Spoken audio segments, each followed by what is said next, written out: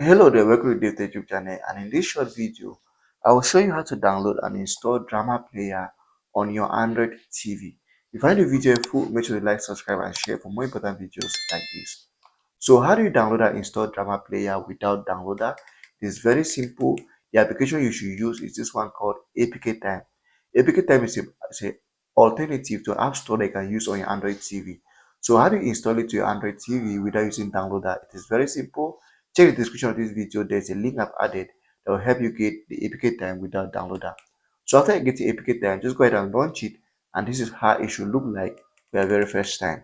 So as you come over to the APK Time, come over to the option that says Players and Browsers, and then you're going to browse down to the option that says Drama Player. So here's it over here.